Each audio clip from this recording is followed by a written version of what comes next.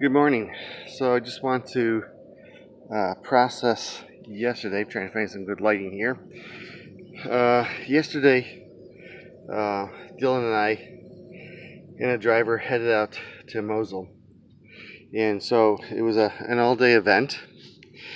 And once you get past the camps that we go to, every single village around has been destroyed. Mosul was just crazy, and this was not just towns. These were whole cities that you could tell had been beautiful, and now they were rubble.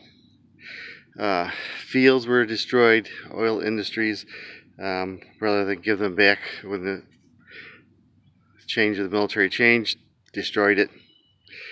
And so we're going there, and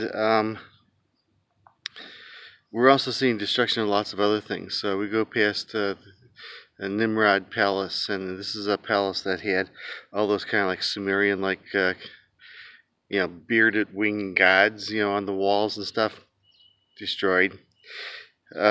We went past the tomb of the prophet Jonas, and that had been damaged. Went past the University of Mosul, which had been the largest university in the the Middle East, and the largest library in the Middle East, and extensive, big, gated, destroyed, just gutted. And so this was all over the place. And so we first went to a camp outside of East Noble. East Noble is the area that's been liberated for about 6 months now. And so this is one of the first camps that people go to as they're fleeing for their lives. And we were with an NGO, Human Resources Foundation, and they had a truckload of food. The boxes were enough food for a month for a family, and they were distributing them, and it was really kind of chaotic because people were so desperate. But got to help with that and witness that, interact with the people in the camp, and then meet the people who do interrogations. And I don't know anything about interrogations. All I know is that they're the people that when folks first came to the camp, they would talk to them to determine whether or not they were ISIS or not, or Daesh. And if they were Daesh, they were interviewed longer to get more information, and then sent to Baghdad for court to be judged. But if not, they were offered to either stay at the camp or move on their way. What was really clear was that I was in a place where people really appreciated the soldiers. The soldiers were seen as the people who kept them safe, kept order, brought sanity to a crazy, crazy, horrible time the last 3 years. So they were really appreciated. We had to go through 14 checkpoints between Erbil and Mosul, and 12 on our way back. And these were armed, and some of them were the Peshmerga, some were regular Iraqi troops, some were militias from Sunni and Christian groups.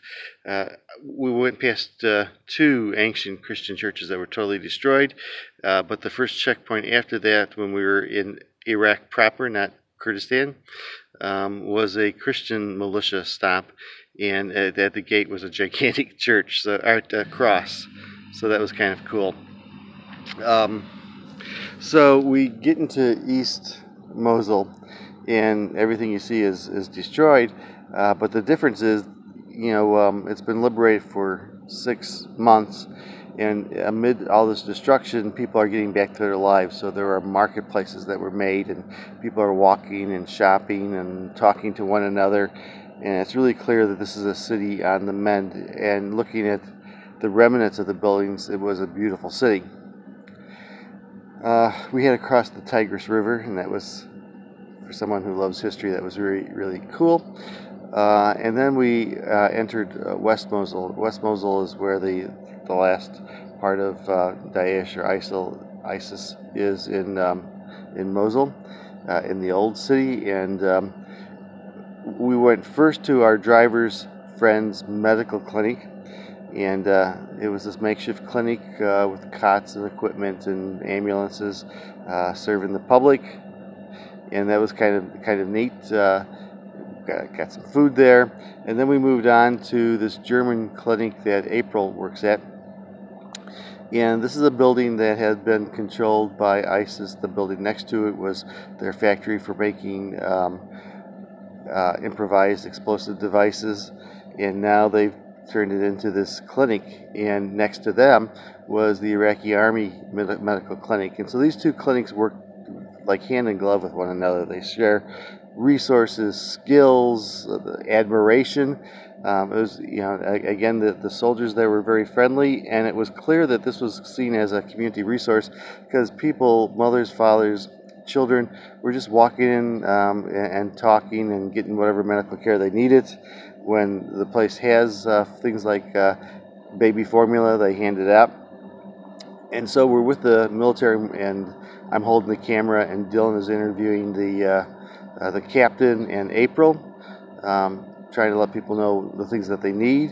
And it was a pretty good interview, and it had been a quiet day, and all of a sudden that just all stopped when an ambulance came, and a soldier who had stepped in an improvised explosive device lost part of his foot. It was horrible to see. The soldier was almost stoic, I guess that's what's called shock.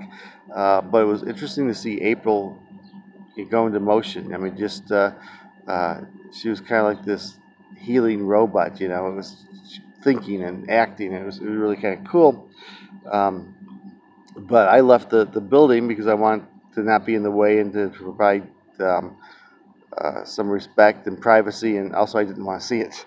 And got outside, and all of a sudden you hear these explosions, and you hear gunfire, and there's a helicopter above that's dropping bombs. Not in our neighborhood there. It's in the old section, which is a little bit down the road.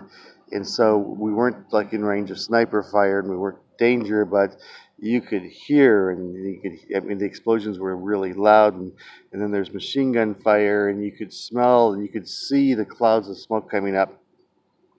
And so, April had to finish up, and we were talking to some people in her clinic, and then when it was time to leave, we did. And as we're heading out of the city, West Mosul, you're seeing just tons and tons of military, and we know that in the near future, there's going to be an attempt to get rid of ISIL from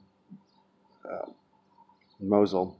And when that happens, right now there's 120,000 people who are trapped in the old city, being held captives by ISIS, of which half of those are children. And so when they come flooding out of there, it's going to be down the road that goes past these two clinics. So it's going to be a very busy time. And I'm guessing it's going to be a very deadly time. So prayers to those residents, to the soldiers of Iraq, to the citizens of Iraq. It's just this horrible. Anyway, so then we drove out, and again, as we're driving and we're crossing the Tigris River. I don't know if I said Euphrates before. It was the Tigris River. You could see the black clouds coming from the old city, and you can see the soldiers were really tense at this point. And then we finally got back home. As we got close to Erbil, we saw where ISIS last year or in 2014, how close they had gotten to taking over the city. So it was a big swath of Iraq, not just counting what's done in Syria. So that was the day. The place is desperately in need for food, more in Mosul proper than the camps, because the camps are being supplied by NGOs. But the people in town, they're not getting anything, and a whole lot of them are really held in their buildings. And so getting it to the mosque when they're allowed to do that, or just some distribution points, would be really important. It's clear that the people who are doing these volunteering are going to need some debriefing at some point. They're seeing some really bad stuff. But also, just all the people involved. This is a place of extreme injury, not just to buildings and bodies, but to souls. This has been really rough. So that was my day, going as close to war as I wish to ever go.